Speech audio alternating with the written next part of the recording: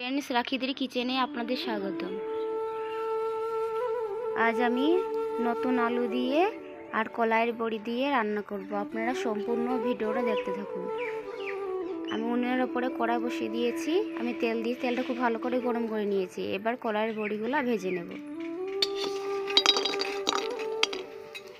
খুব ভালো করে ভাজবো। খুব লাল করে ভেজে নিয়েছি, এবার নামিয়ে নেব। বড়িগুলো সব ভালো করে ভেজে নিয়েছি। এবার পেঁয়াজ দিয়ে দেবো কড়াতে। সরষের তেল দিয়ে দেব। খুব ভালো করে লাল করে ভেজে নেব। লাল করে ভেজে নিয়েছি, আলুগুলো দিয়ে দেব। ভালো করে ভেজে নেব। যেসব মশলাগুলো লাগবে সেগুলো দিয়ে দেব। লবণ,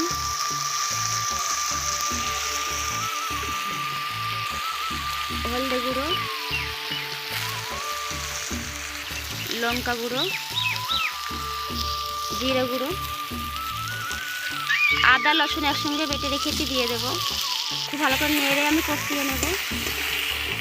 মশলা আর আলু একসঙ্গে খুব ভালো করে কষিয়ে নিয়েছি। এবার বড়িগুলো দিয়ে দেব। খুব ভালো করে কষিয়ে নিয়েছি। এবার জল দিয়ে দেব।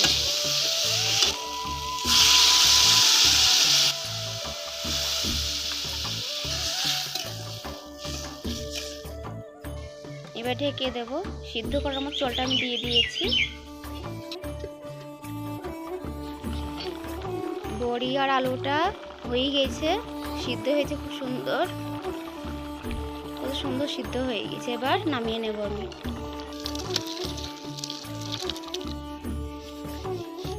এভাবে রান্না করবে নতুন আলু দিয়ে বড়ি, কত সুন্দর লাগে খেতে।